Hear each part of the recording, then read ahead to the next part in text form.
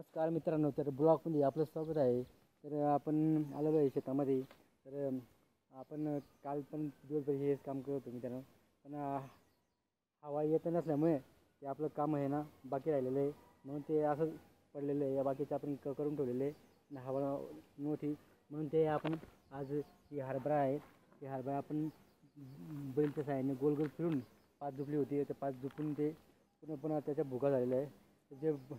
तर त्याच्यातले जे काही दाणे असतात ते असे हवा येते, तर हवेने आपल्याला असं उपणावं लागतं मित्रांनो. तर असं ते दाणे जे आहेत ते खाली पडतात आणि जे चारा आहे ते तिकडं साईडला हवेतून बाहेर थोडंसं बाहेर चाललं जातो. म्हणजे जे दाणे आपण मोकळं करायचं काम करतो मित्रांनो.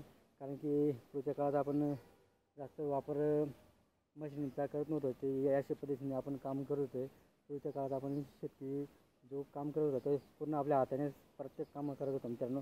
परंतु आता सगळे इलेक्ट्रॉनिक्स मशीन निघाल्यामुळे त्याच्यामुळे सगळे इलेक्ट्रॉनिक्स मशीनच कामं केले जातात जास्त प्रमाणात. तर आपणही करतो तसं काही नाही, पण आपण जर थोडंसं असं किरकोळ वाटाणा असो की हरभरा असो असं असतं आपल्या शेतामध्ये, तर आपण ते याच्यासाठी इलेक्ट्रॉनिक मशीन आणायला परवडत नाही. म्हणून आपण ते आपलं जुनी पद्धतीने आपण बैल गोल फिरून ते आपण असं बारीक करून ते असं वाऱ्याने काढतो मित्रांनो. आणि त्याचे एक एक दाणे आपण काढू शकतो. तर हवा जर चालली तर पटापट होतं, हवेवरती आहे सगळं. तर हवा कालपासून चांगली येत नाही आहे, येत आहे, परंतु जो पाहिजे त्याची हवा येत नाही. जे काही असं हे जे बारीक भुसा झालेला आहे हे उडत नाही आहे, म्हणून ते आपल्याला थोडं अडचण येते मित्रांनो. तर हे भुसा जर उडला तर पूर्णपणे असे दाणे असतात, पूर्ण असे मोकळे दाणे होऊन जातात. पण हवा चांगली नसल्यामुळे आपल्याला खूप अडचण येते मित्रांनो. पाहू शकतो तुम्ही. तर हवा एकच म्हटलं जातं मित्रांनो, कारण ते व्यवस्थित येत नसल्यामुळे त्यामुळे आपलं हे काम खोळंबलेलं आहे मित्रांनो.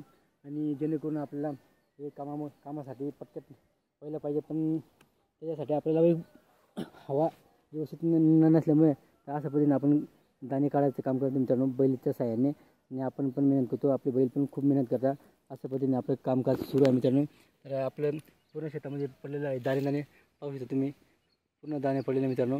एवढे दाण्याचा आराबा पडलेला आहे आपल्या शेतामध्ये, तर विचारू नका. पूर्ण आराबा पडलेला मित्रांनो. तर हवे आता सुरू झालेली मित्रांनो. तर आपण नेहमीप्रमाणे